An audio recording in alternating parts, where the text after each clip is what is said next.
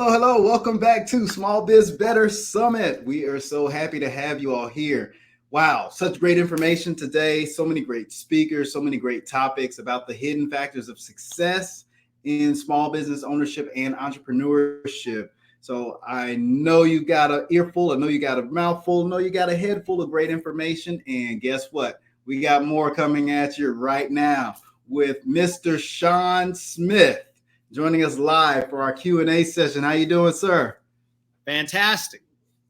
Oh, love it, love it, love it. Yeah, let's engage. Let's chat. Let's hear some questions. Man.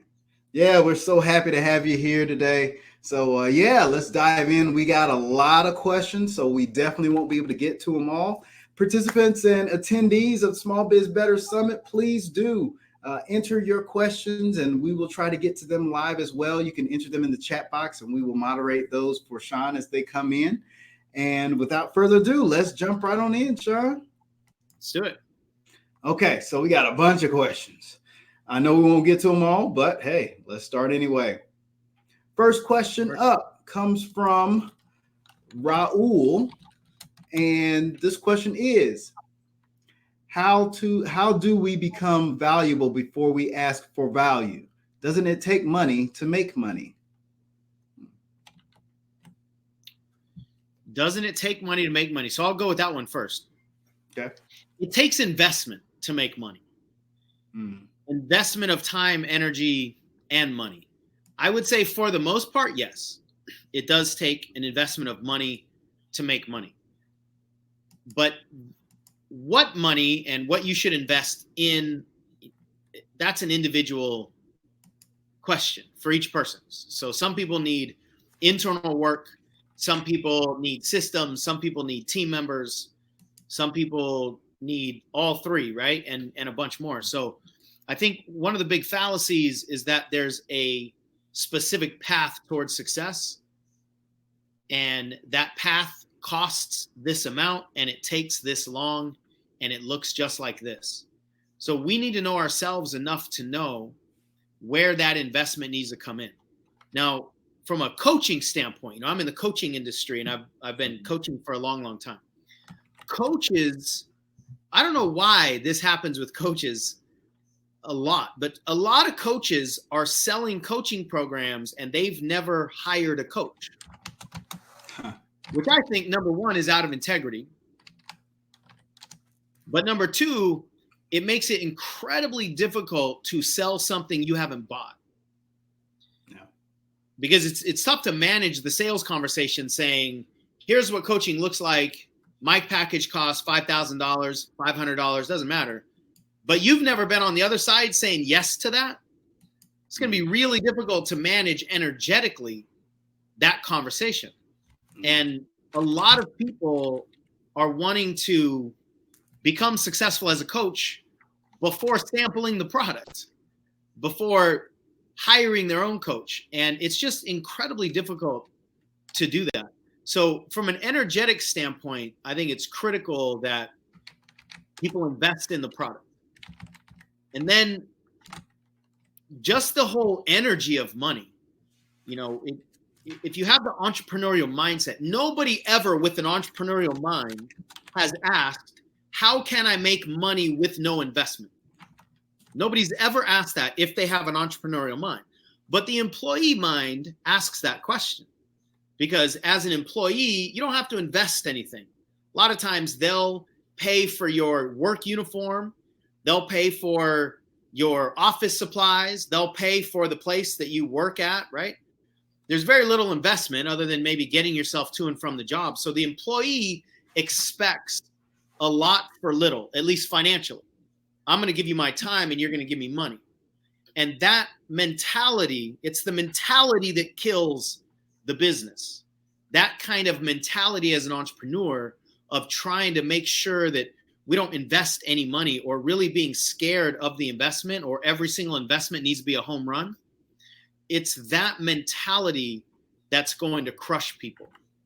The amount of money that you actually spend, that's not that big of a determining factor.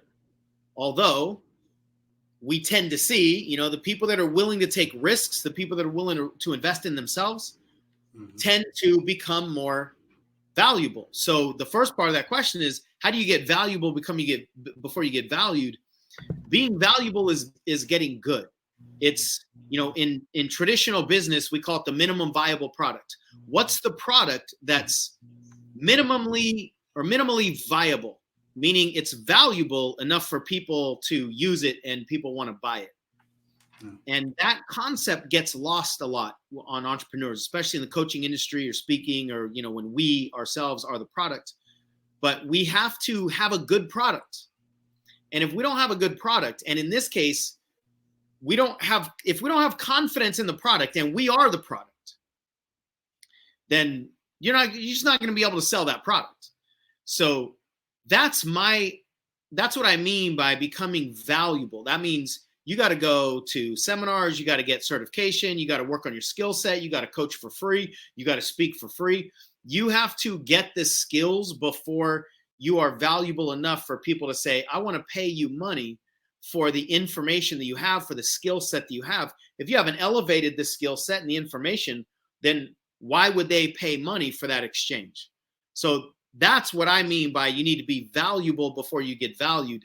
And most people in today's society are just driven by the microwave success, microwave time, right? That people are looking for shortcuts all over the place. And so what most people are searching for and looking for, I'll speak about the coaching industry, but I think this is the case for other industries as entrepreneurs as well. Most people are just looking for, how do I get people to pay me?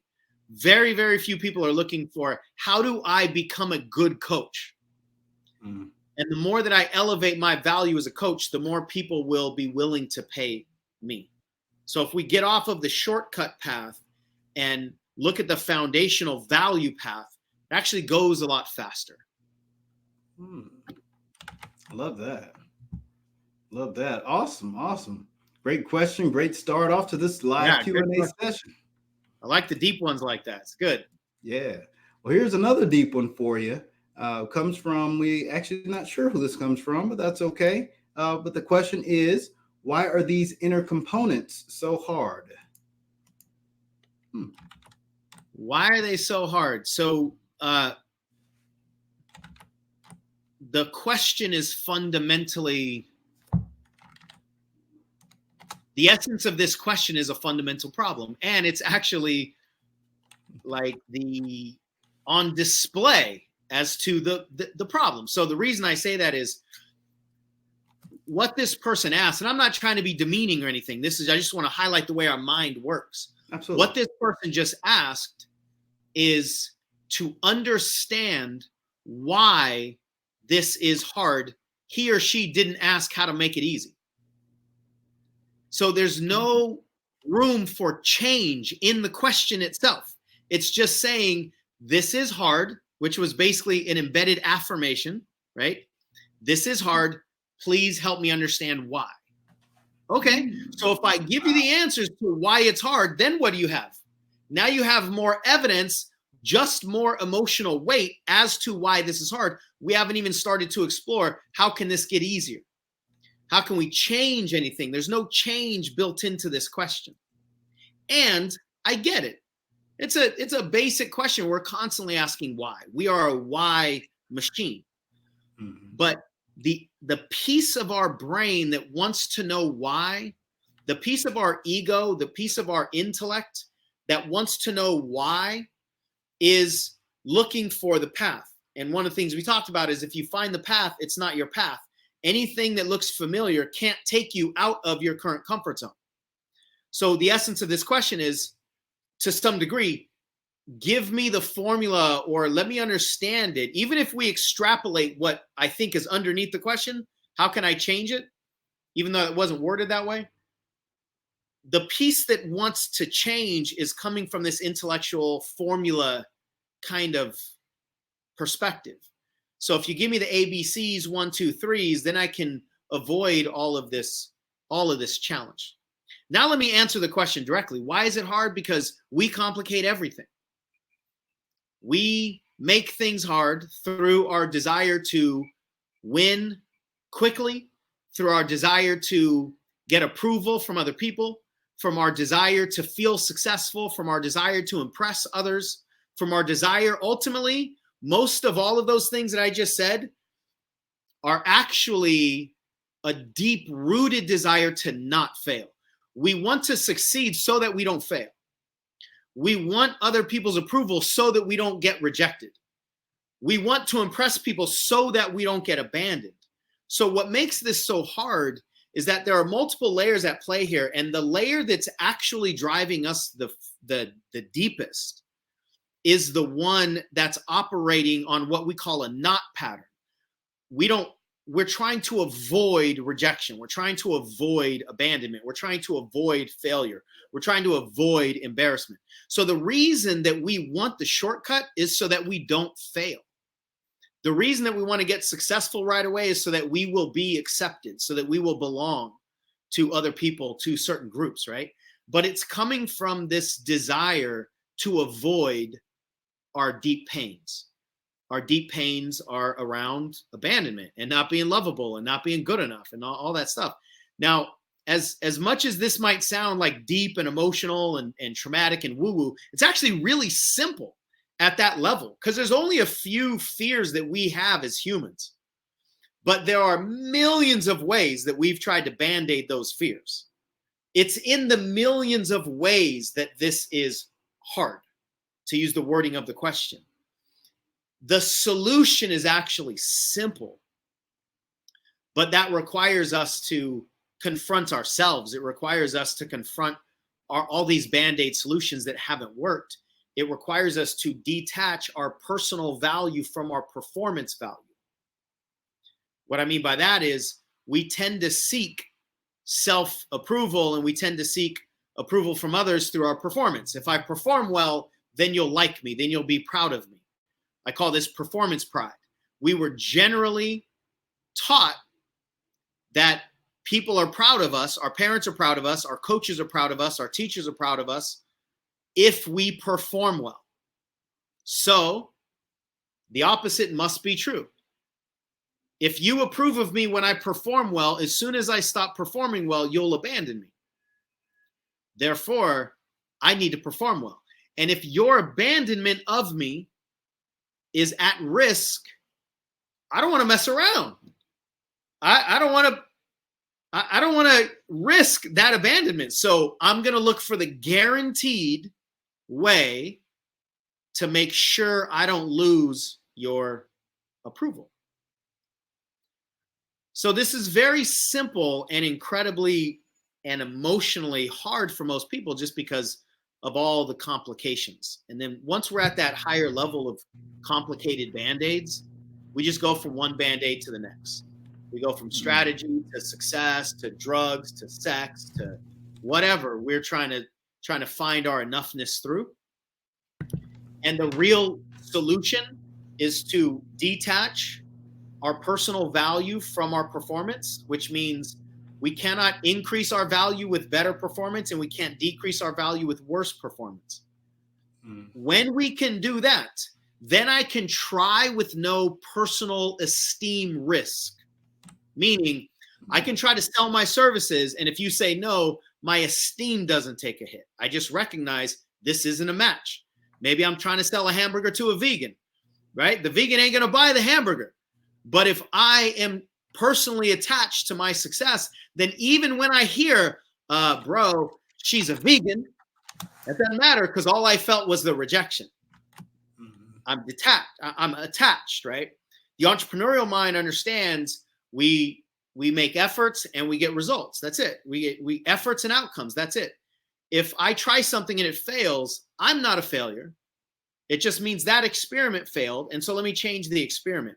When we can detach ourselves from our performance, now everything becomes infinitely easier. And until we can detach ourselves from our performance, everything will remain infinitely harder. So that's my long answer, my 3-level answer as to why this is hard. And my advice is to start asking the question, how can I untie these knots that currently have me stuck? Instead of, why is this hard? I love that. And it's just like a question that Clara asked, actually. And I think you kind of tied it very well and maybe tie a bow around it. But since our question is so close, we'll ask it now. She was Yeah. asking, how do you detach the outcome of the action from the value of the person, i.e., fail equals failure, which I'm guessing mean if you fail, you're a failure. And also, Absolutely. comma, success equals successful, which I guess if you have success, you are a successful person. So I guess it fits hand in hand to what you're just saying. Any 100%. additional Yeah, comments on that? exactly. Yeah. I'm really happy to hear the way that was language, Claire. That was brilliant. And it's exactly what it is. If I fail, if the experiment fails, so let me back up just to really put clarity on this. The difference between one of the main differences between successful entrepreneurs and unsuccessful entrepreneurs is that internalization of the failure. We're going to do an experiment. It's either going to give us the results that we want or not. First of all, that doesn't mean failure. It just means we either got what we wanted, what we expected, or we didn't. The employee says failure. The entrepreneur says different results than what I wanted. If we got different results than what I wanted, we don't have to label it a failure. We could just change the recipe. But what most people do is they then internalize it, which is exactly what Claire is getting at. If the success failed, then I failed, then I'm a failure.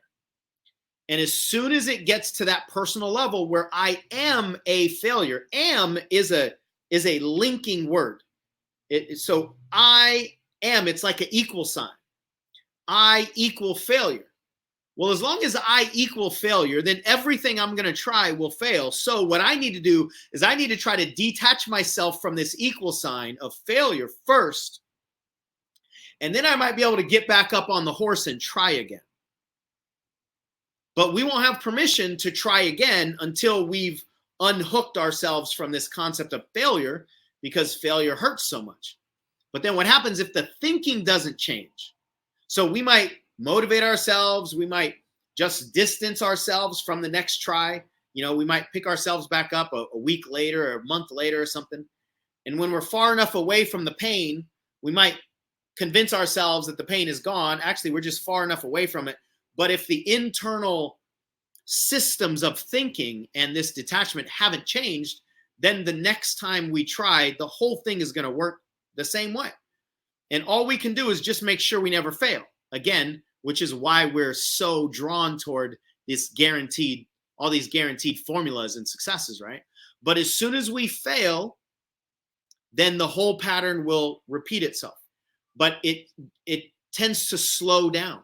Meaning, if it took you a week to get back up on the horse and try again, the next cycle will probably take longer than a week. It might take 2 weeks.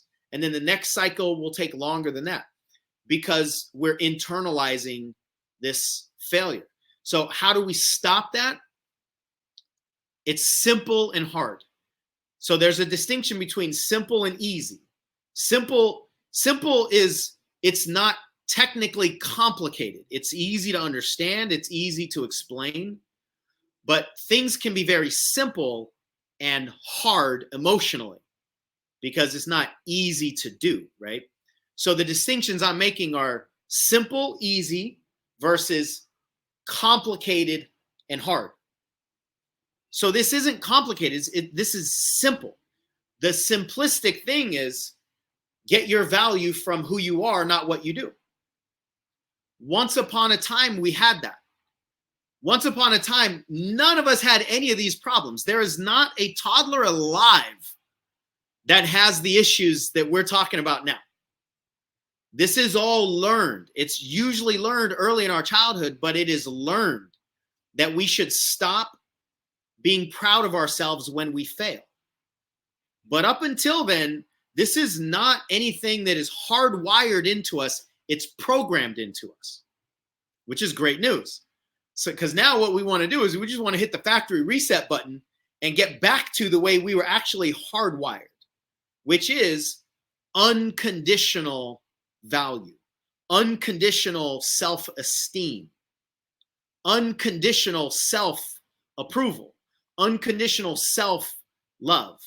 So when my value and my esteem aren't connected to my success, then those equal signs that Clara put in the question aren't there. Fail doesn't equal failure. So you can be successful and fail. You can be massively valuable as a person and fail. And most businesses fail. So, and that does, and you know this, Marcus, you've been in the entrepreneurial world for a long time. Most business owners who have wild success have wild failures in their background. Many of the most successful business owners, Richard Branson's and Elon Musk's and Bezos and all these guys, and I don't know this to be true about those guys, but people like those guys, most of them have wild failures in their background. And the element that causes the success is actually the same element that causes the failure, and it's the willingness to keep taking action. It's the willingness to take risk. Very few people hit a home run with their first business endeavor. But the people that don't internalize it have what it takes to just let it go and try again. So at a very simplistic level, again, just like when we were kids, we tried to walk, we fell down. We didn't decide, oh, I suck, and I guess I'm just, I'm meant to crawl my whole life, right? We didn't make that story. We just got back up because we wanted it, whatever it is we were trying, in this case, wanted to walk. We just got back up and kept doing it. And eventually we learned. So if we just take that learning pattern that's already hardwired into us and apply it without the presumption or perception of personal failure, then we're good. So I'll try to answer how to do that in a 30-second piece.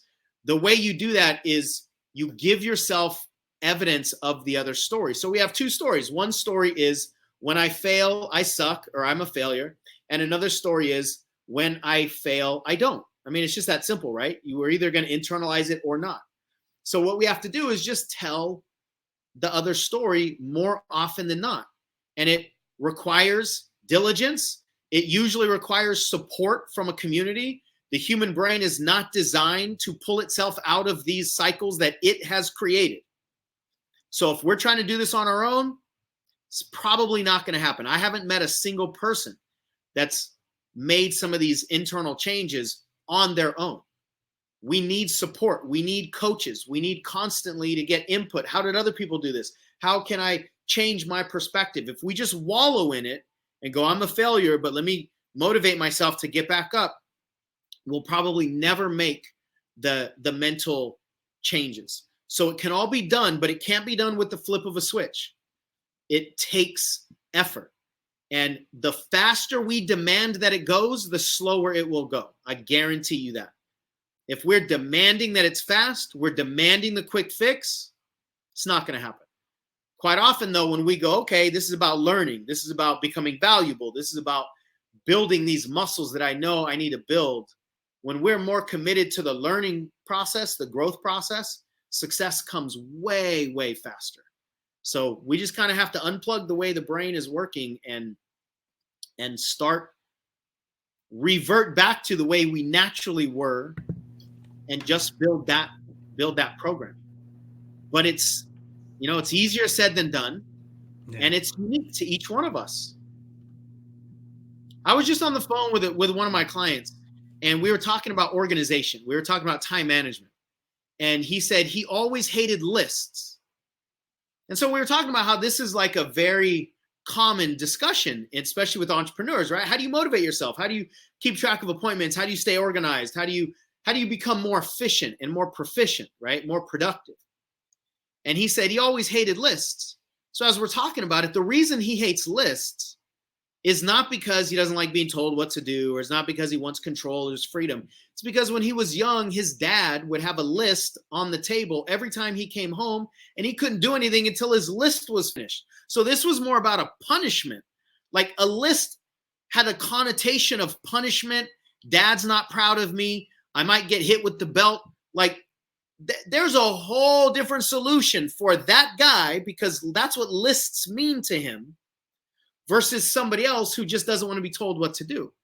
So that's where the reality is. And a lot of people hate this answer, but it's the only answer I know after 15 years. This is the truth that I believe in. Everybody is different, and every solution starts with it depends. Who are you? What are you up to? What are your circumstances? What are your goals? What are your fears? What are your strengths? What are your weaknesses? Do you have kids? Are you married? Do you have a job? Like, there are a lot of ingredients. And then we take all those ingredients and go, okay, here's your individual solution with your name on it. But most people are just trying to get the generalized solution and expecting an individual breakthrough. I don't know that one. I don't know. We can learn from the general stuff. Absolutely. We can pull ingredients. But without individual attention, all we're doing is putting ourselves on assembly lines. Wow. Love that. Man, I told you all, if you are here live for the Q&A, you are in for a treat. And even if you're watching the replay, you still get the benefit of this treat. This is amazing stuff. A lot to unpack there in that answer. And a lot of which I'm wondering if we're dealing with humans, man. We're messy. We're dealing with humans. And I think that's so important for people to realize. And, you know, as you mentioned, we're in this microwave society and everyone thinks it's a quick fix. A lot has to do with social media. We see the flash and the glam, but a lot of times we don't see the wham and the bam that it takes to get to that glam, right? So, have you ever said that before? That's good. I've never said that before. That's okay, good. I'll use that. Right. Yeah, Thanks, you know, I always got my ear up for like what's intriguing and what's distinct. That's distinct. I love that. So let me add one more piece to this without just going on a whole nother rabbit trail. But what most people are trying to do is change their behavior with some rule of behavior change. And what I'm saying is, before we change behavior, which we absolutely can, but before we change behavior, I need to understand the behavior. I need to understand the person that's doing the behavior, because the solution for person A doing the exact same behavior as person B might be completely different.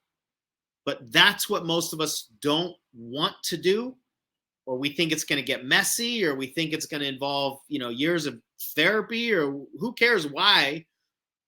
But most people are resistant to looking at the behavior, because that means we got to look at ourselves. But if we do it that way and go, okay, this is the human at the center of this behavior, let's understand the human, and then we can make behavior change. We got to go inside out like that. Otherwise, all we're doing is Band-Aids. Wow. Man, I love this, man. We got to, you know, I think on the next summit, we're going to have 2 Q&As just for Sean, because we are not even halfway through the questions. But this is so rich and so deep. You know, I mean, we need more. Just FYI, putting that little bug in there. Sean, Perfect. We need more of you. Awesome. All right. So several more questions. Actually, this one comes from Sid. And Sid asks, how do you shift from the employee mindset to the entrepreneur mindset if you've been an employee all your life? Yeah, it's not a flip of a switch. You know, this content is relatively new for me, the awareness of it and the framework behind it. And I would say it wasn't more than a year or two at the most ago that we're talking, you know, I'm talking with my team and we just went, this is it. This right here is it. This is the distinction, right? And so I've been in this world for 13 years and not had this distinction. That really what we're talking about is, how is this brain operating? Are we focused on creation or reaction? You know, some of the things that we talked about in our session. So how do you do it? I mean, I hate to give every answer as, I don't know, it depends. So it does depend. And we have to understand that we've It's really a function of the stories that we tell. So we've been telling ourselves stories that have created patterns and habits as the employee mindset for decades, it sounds like. If he said, he or she said, been, an employee all my life. So however long that is. And we're programmed to be employees, even, society and stuff. So we can't expect that patterns that have been operating for 20 or 30 years are just going to shut off because we want them to. Because we go down to the courthouse and file for an LLC, and all of a sudden, technically, we own a business. All of a sudden, our brain's going to go, okay, let's switch to entrepreneurism, right? Entrepreneur mode. Especially when we don't even understand what that is. And so much of the employee mindset is based on protection. It's based on not failing, the things I was talking about earlier. So one of the best ways to do this is to give ourselves some grace. Give ourselves, be gentle, give ourselves some time. If we were teaching a child how to ride a bike and the child kept falling off the bike, we wouldn't pull out the whip and call him a little idiot and just scream and yell at him, thinking that that's going to help him ride the bike. What we naturally do is, it's okay, buddy. Hey, I fell all the time too. It's good. You're doing great. You did 3 turns on the pedal last time.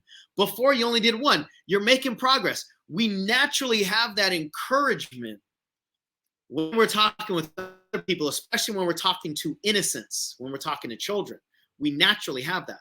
But with ourselves, we demand that we do everything perfect yesterday, pretty much. So we have to give ourselves the grace of being a human learner. And one of the things that is helpful, and at least it's been super helpful in our community, is to understand the 4 stages of human learning. This is an academic concept. I learned it when I got into NLP. I don't know where the origin of this is, but a lot of people have heard of this. The 4 stages of human development. The first stage is unconscious incompetence. That means you're not competent at the skill, but you don't know that the skill is even possible. So you don't know what you don't know how to do. Then as soon as you know how to do, like in this case, the entrepreneurial mind is now, for anybody that's listened to this, it's now conscious incompetence. Now you know about the entrepreneurial brain, but you just don't know how to flip the switch yet. So you don't have the competence, but you know about it. And that's really frustrating. But in the early stages, it's exciting because we get excited that we can actually make these changes. So anybody that heard that we can reprogram our brains or hit the factory reset, there's some excitement toward that. And in the earlier stages, that excitement causes us to take action. When we do affirmations or hire coaches or go to seminars or whatever we do. And then over the course of time, the 3rd stage gets touched here and there. We kind of jump in and jump out. The 3rd stage is conscious competence. So now we're able to do some of these things. We know how to control our mind sometimes. We're able to remind ourselves that we want to be in creation mode rather than reaction mode, let's say. But we can't do it all the time, meaning we have to give effort to it. And the way our brains work, as soon as we know something is possible, we want to be able to just flip the switch and never have to try at it again. And what we need to understand is awareness is not transformation, all right? Awareness is not change. Awareness is not your breakthrough. Just becoming aware of something doesn't mean the patterns change. So that 3rd stage of conscious competence is where people get so frustrated. The frustration is, I know how to do this. In fact, I've done it before. Why can't I do it all the time without thinking? And it's that expectation that creates the misery. And so what we see all the time is that people are actually doing really well, but they're killing themselves inside because they're not doing it better. They're not doing it faster. They're not doing it like other people are doing it, or they think other people are doing it. So the frustration in the 3rd stage, conscious competence, is all self-created and self-perpetuated based on our expectations of the way it's supposed to look. We're not living up to our expectations. Therefore, we beat ourselves up. And what we need to understand, just like if you pull that whip out and tell the kid, you better get on that bike and you better not fall ever again, that child will either stop riding the bike because he don't want to have any of this anymore, or he or she will learn how to ride the bike and hate you in the process, or hate the bike in the process. So we can whip a human into doing things, but not in a healthy way and not in an enjoyable way. Most of the time, we just want to quit. So we need to have that relationship with ourselves. Now, the fourth stage is what everybody's trying to get to. It almost isn't even useful talking about. It's unconscious competence. It's when everything is automated. We don't even need to put any effort into it anymore. Our brains just work this way. But the reason it's almost not worth talking about is because when we get into unconscious competence, we're not aware of it anymore. So we don't even have to worry about it anymore.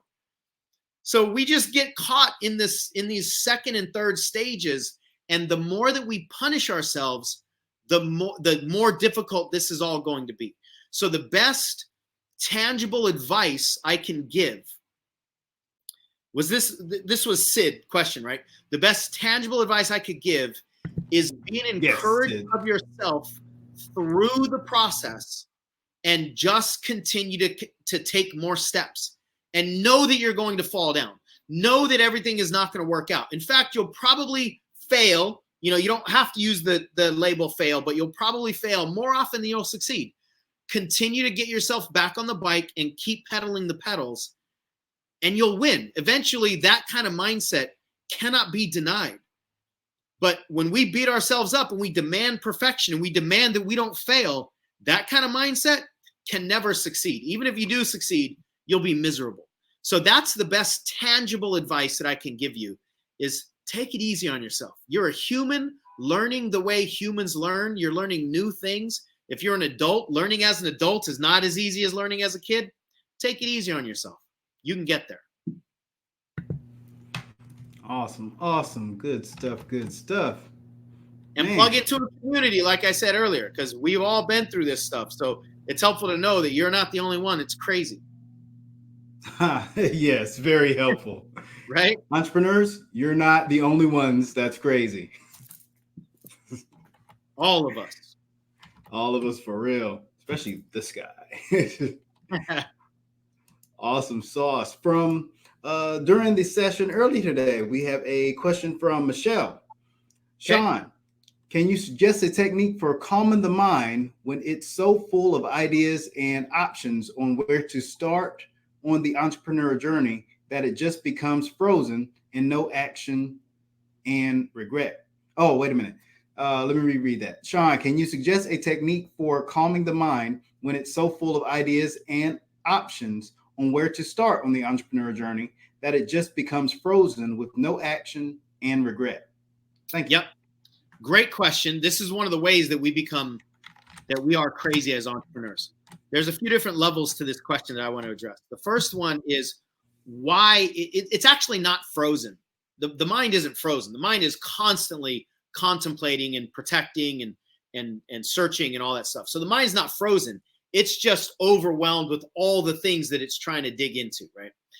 The sense of it being frozen is because it feels like we're not taking action. So the body might be frozen, but the mind is not frozen. The mind is actually constantly at work. And I think it's important to identify the actual target that we're trying to change. Because if we try to solve the wrong problem, then even if we solve it, we haven't fixed anything, right? So the mind is not frozen, but the mind is creating the experience of being frozen because the mind doesn't know the right thing to do. That's what the intellectual, ego-driven mind is searching for, based on all the things that I said earlier in the call. We want the right thing to do. So if we have 5 things in front of us as possible options, the mind is trying to assess which one of these will get us where we want quicker with the least amount of effort and the least amount of danger. The problem with that is there's literally no way to know unless we have the ability to predict the future. So if you have 5 horses in front of you and your job is to pick one and ride that horse into your dreams, the mind will sit there and contemplate and look and assess and do everything it possibly can to try to make sure that it makes the right call. 20 years later, that same mind will have not chosen a horse because it won't have gotten the answer that it's demanding, which is which one of these is the right one. The only way we can literally know is if we pick a horse, ride it all the way, fully commit, see where it goes, come back in time, get into our DeLorean, right? Get that time machine, come back to this moment in time of the choice point, then choose horse number 2, ride that all the way, see where it goes, come back in time, horse 3, 4, and 5. The only way we can literally do this is to follow all of those choices all the way to completion, and then we'll know which one is best, because the concept of which one is best is comparative by nature. So we want to know which one is best compared to all the other ones. But that's literally impossible to do, yet that's what our mind is demanding of us. Now, the reason it's demanding that of us is because if we get this wrong again, we're going to have somebody to answer to. And that person that we're going to be answering to is us. So we are demanding it because we don't want to be in trouble again. The last time we made the wrong choice, we heard about it forever. We're still hearing about it. It's that inner judge, right? That inner critic. Don't be stupid. Don't make the wrong choice again. Don't get embarrassed again. So I won't let you make a choice until you tell me which one of these choices is the guaranteed winner, is the guaranteed right choice. Because if you make the wrong one, then you're wrong, then you're a failure, and I'm going to give it to you harder than I gave it to you last time because you didn't learn your lesson. That's the internal relationship that so many of us have with ourselves, and that's what causes us to be terrified of making decisions. So I believe so many of us as entrepreneurs, we have decision paralysis because of that, because of everything I just said. So the answers are 2 things come to mind. Number 1, chill out. Chill out. One of the ways we can do that is meditate, journal, write your thoughts out. Take care of yourself. Self-care is a big thing we talk about in the industry all the time. Go for walks. Give your mind a sense of peace as much as you possibly can to counteract all of the chaos that it's going to create on the entrepreneurial path. So we have to give it that break, and we have to recharge ourselves. And the more that we detach from person performance, like we were saying earlier, the better all of that is going to be. So that's the first one.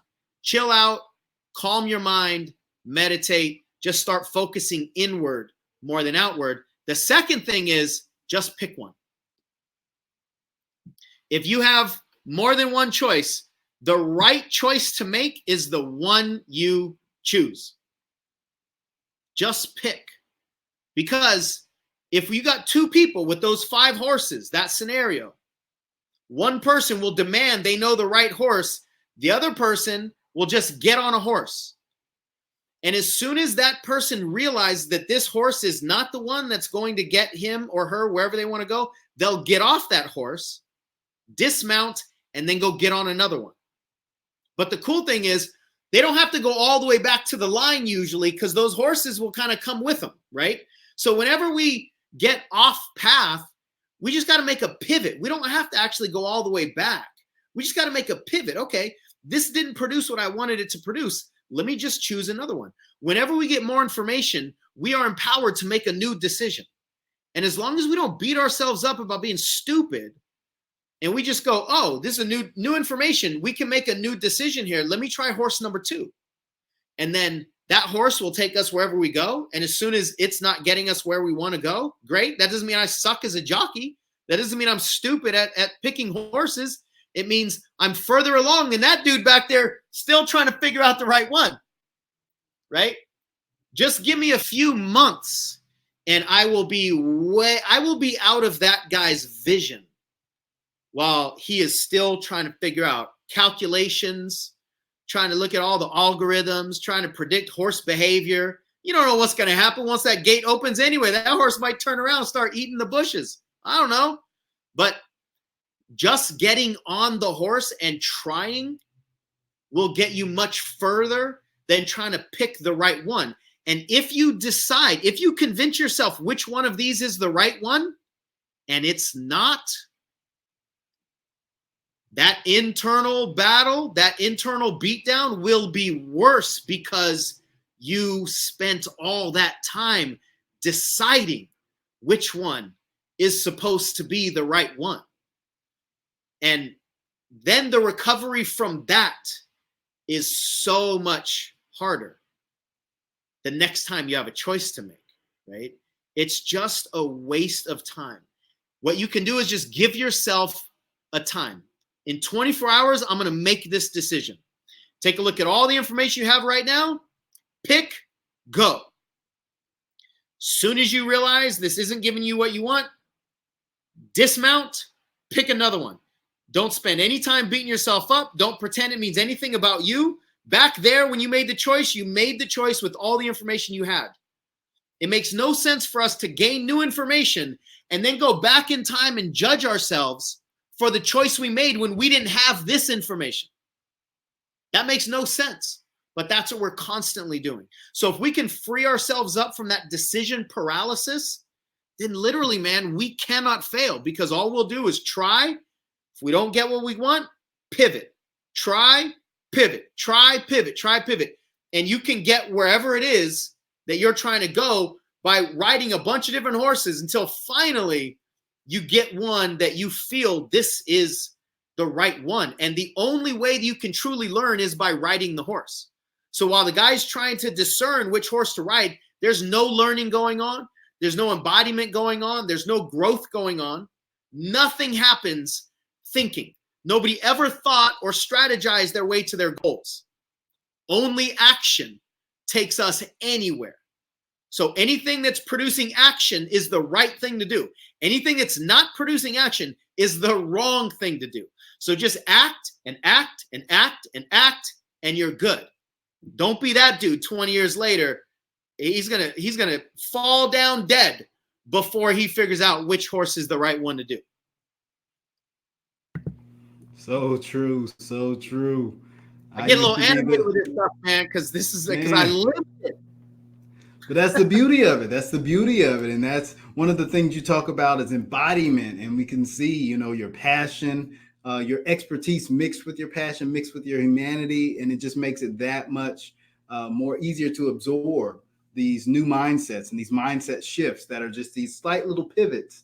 As you say, the wrong horse we've been on, getting on the new horse, it makes it a lot easier to digest and to accept. And at least, even if not accept, to open the invitation to this possibility of a new mindset. So I love it. I love it. And from the comments today, everyone else loves it too. From the comments in our chat, everyone else loves it here as well. Man, everyone, I told you, Sean Smith is amazing. Of course, yes, we have more questions, but we're out of time for this session. And yes, we got to do some more.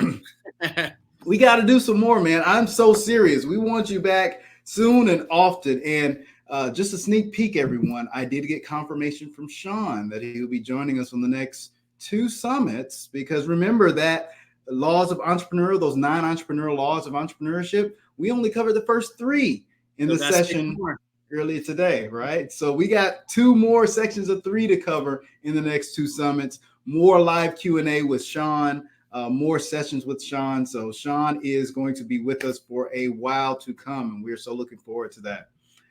Wow. Sean, any closing comments, any closing thoughts as we wrap up this live Q&A session? Yeah, what's in my body right now, I can just feel it, is that we create so much misery in our human experience just simply by these expectations that we have, these demands that we have of ourselves. And it's just not worth it, And when we look back on on our lives. I fully believe this. You know, I have a near-death experience. I know you've heard this story, Marcus. I have a near-death experience when I was 13 years old, and I had this very, very clear understanding when I was nearly killed that one day I'm going to be looking back on my life and I'm going to assess how I lived. And what I will not care about is how I performed. What I will care about is whether I was alive while I was living. Did I try? Did I give it my best? And I could feel the difference between looking back on my life saying, good job, kid. You tried, you swung the bat, versus what could you have become? So if we just make that shift and we define success by our efforts, not our outcomes, everything changes. We will stop hammering ourselves with all the self-abuse. We'll get a lot more done, but ultimately we'll be happier. And if we're more committed to being happier than we are to impressing people with the success that we create, we'll have a life well lived instead of a life well judged. I think that's the distinction. I love that, man. Wow. Again, everyone, I told you, you're in for a treat. Define success by our efforts, not our outcomes. I think that's a beautiful way to wrap up this Q&A session. And again, don't worry. You asked a question, we didn't get to it live, no problem. Again, Sean is coming back with some more Q&A, some more sessions and future summits, and kind of wrestling with the ideas. Sean and I are really geeks. We love doing this kind of thing. Sean's super busy, but I'm going to see if I can jump into some of his time, and maybe he and I do some additional off session times that maybe we'll add a recording to some of these sessions and such. It's just that much content that we're in, that much value that we're at to deliver to you guys and gals. So really looking forward to the next. Yeah. Your next Small Biz Better session is coming right up. Another Q&A with the other speakers of today's summits coming right up. So bring your questions live. You will have the replay of this section shortly, and you will have the information on how to access the next session in your email box. So you should already have those that information in your email box. So with that, Sean, brother, thank you again so much. This has been amazing, amazing, amazing content. We're looking forward to a lot more. And everyone, stay tuned to the next session coming right at you. Small Biz Better. Thank you, Marcus. Take care, everybody. Oh, thank you, brother.